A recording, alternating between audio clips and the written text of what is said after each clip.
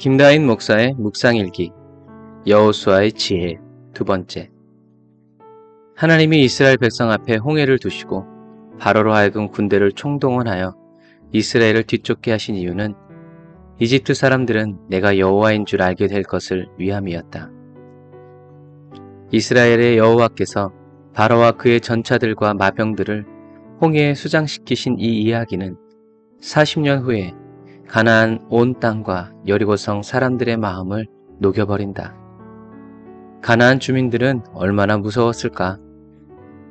40년 동안 이 무시무시한 하나님의 군대가 쳐들어오지도 않고 죽지도 않고 계속 모래바람을 일으키며 40년을 광야에서 살아갈 때 얼마나 두려웠을까?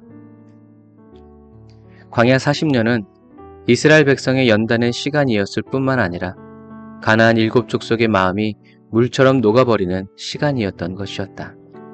놀라우신 하나님. 하나님은 실수가 없으시고 하나님은 여호와 이레의 하나님이시다.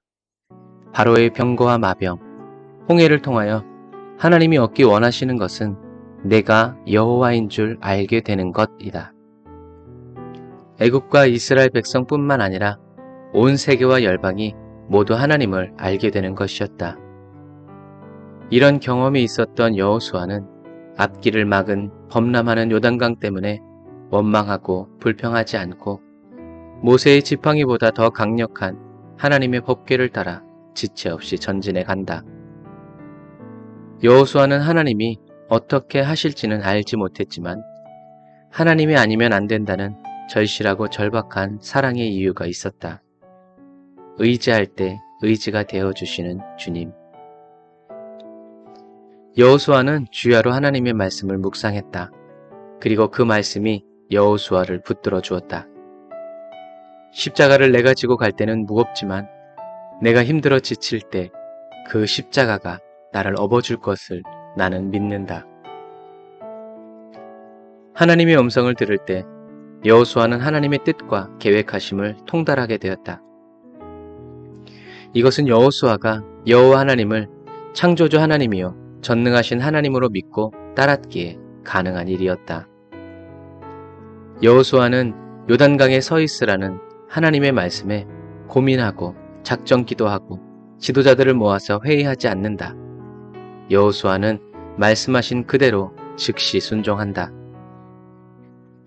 제사장과 여호수아가 말씀에 순종할 때 이스라엘 백성들이 건너가고자 하는 지점에서 30km 위쪽의 아담 성읍에 토사로 인한 둑이 생겨 물이 끊기게 된다.